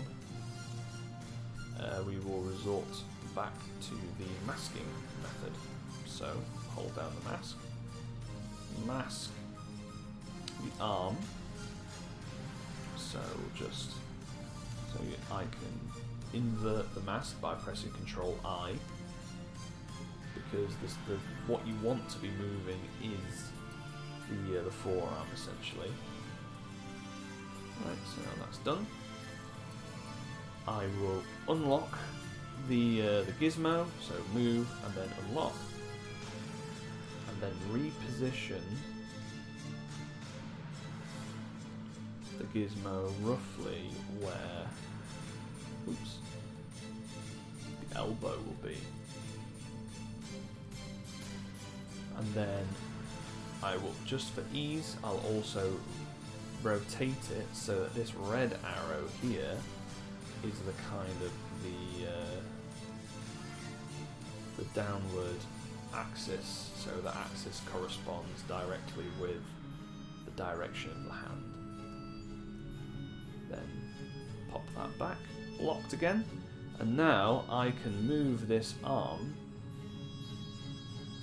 So move it up and down, I can rotate it, and then then I can move it to roughly grab the end of that shillelagh now. If I was to keep it roughly the same length, I'll probably have it about here. So I think I'll change the angle of the club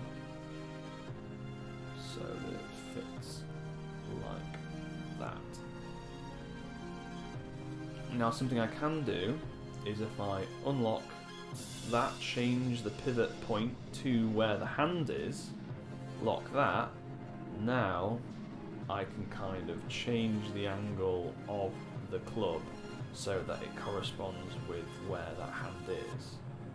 Now, normally if it's like a soft-bodied creature, you can kind of have it indented into the skin a little bit, but because we have tortoise shell, it can't be too overlap. I think this is a pretty good compromise here.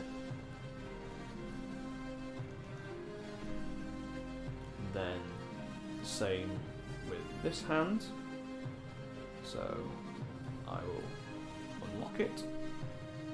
I think first what I will do is move it to the shoulder joint, so I can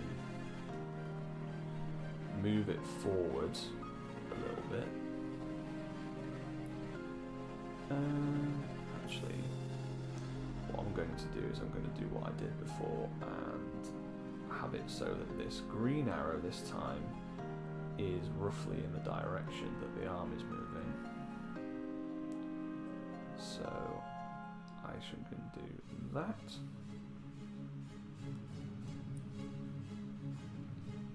Maybe a little bit lower.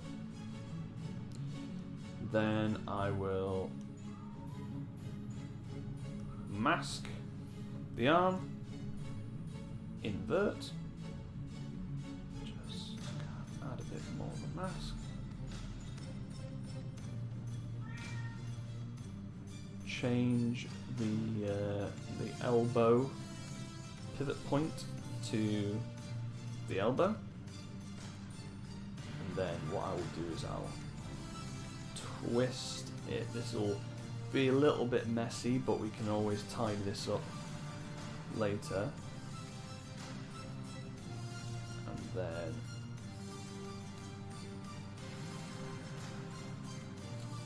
add it like that. And that's pretty much how I repose things. Like so, what I will then do is Dynamesh it again, fill up these gaps. You can see here, like the polygons have torn quite badly, and there's a few holes and things. So I'll inflate those and then remesh everything, and that's when I will add the detail onto the hands and the arms and the fingers and things like that. And then with the feet, I'll just because he's going to be quite, you know, solidly stood there. I'm not going to do too much in the way of changing the pose of the feet, but maybe just kind of widen that stance a little bit to maybe turn the foot out. And what I will do is, whoops, mask again, invert, change the pivot point to kind of the ankle, I guess, and then just so it's going to be flat against the floor like that. And just want to clear that mask. Then move maybe a little bit closer. And then this is the point where I would like move the kilt. So it's just got a bit of like movement like that. You know, I'd start to sculpt in the folds and like the tatters, as I said, I do like to add scrappy bits of cloth and, you know, like patches and things, but the key is to try and make as little of it actually symmetrical as possible. You want to add all this kind of motion and all of this difference, because nothing in nature really is symmetrical unless you're working with hard surface machines or, you know, robotic stuff. And so we kind of get something that looks like that. And then I would do the same with the sporran. Just kind of add some random flicks of the fur, just so it's not looking the same on either side. But that'll take a little bit of time to do. But that pretty much takes us to the end of the stream, folks. So we've done quite a lot tonight in terms of creating the model. Like, I still have quite a lot of work to do, adding the texture and getting, you know, just tweaking and changing the pose a little bit. I'll be, you know, sculpting the club as well. And maybe I'll add a few extra gubbins and things to his belt just to add a bit more character to the sculpt.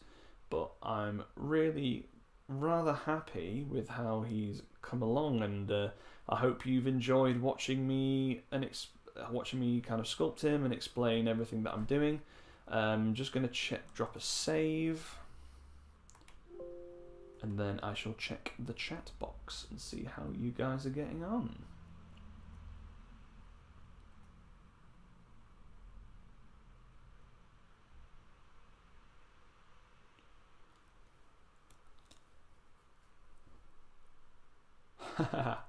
Hi Wing. Looking good. Could you please turn the music down a little bit, please?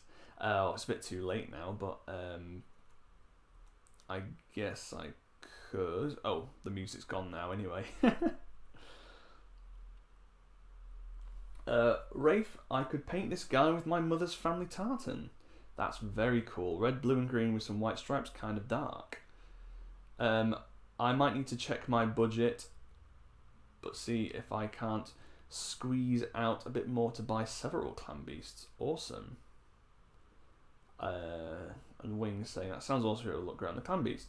Dagfin, is it possible to save multiple pivot points on a model? Would make it easy to play around with the pose like a puppet. I think there is a way you can do that. It's not something that I currently know how to do.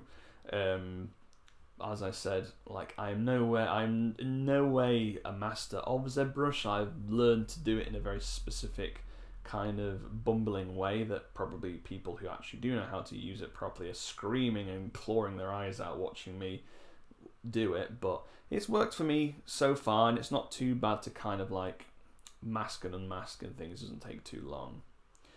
Oak and Bronze, 2 hours from a big grey sphere to this. Ridiculously good dark arts, definitely. Thank you very much. Alex Barkley, very relaxing watching all of this sculpting happening in real time. Thank you very much. T Biggin, this has been great. Got to make a move, but I'm excited to see how this guy develops. Thanks. Absolutely not a problem, my friend. Thank you for joining us. So before I log off for the night, does anybody in the chat have any other questions about Zbrush or the Kickstarter or anything else I can help with before we all go off on our merry ways?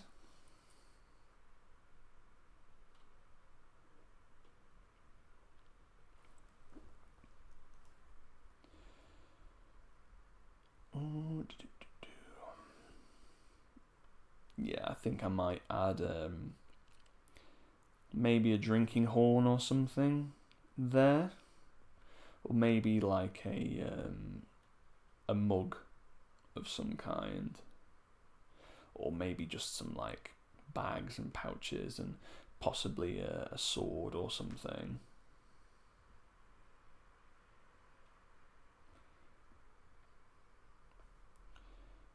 But I think we've got no other comments in the chat. In that case, I will bid you all a fond adieu.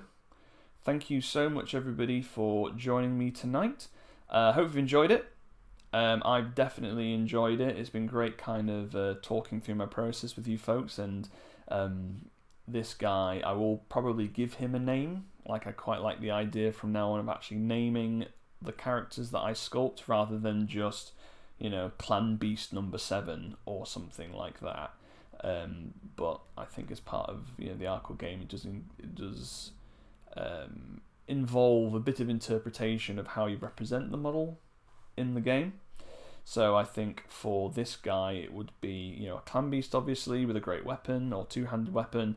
And then I believe, I mean I should remember this, but I think there is a beast trait or animal trait called like thick skin or thick hide or something, which would represent the shell on his back that gives him kind of a natural armor. But how would you play him? But thank you very much, everybody, for joining me tonight. I will see you all tomorrow for our ArcWorlde game night, where I will be joined by a few folks from the ArcWorlde community, and we'll all be playing a game of ArcWorlde together, the Dark Lords versus the Wizards. So those of you who haven't played the game or are a little bit rusty on the rules can see exactly how it's played. But if you do have any questions, please feel free to either comment on the Kickstarter, comment on the Facebook page, comment on the Discord, or even comment on this exact YouTube post. But have a wonderful evening, everybody, and speak to you all soon. See you tomorrow. Good night.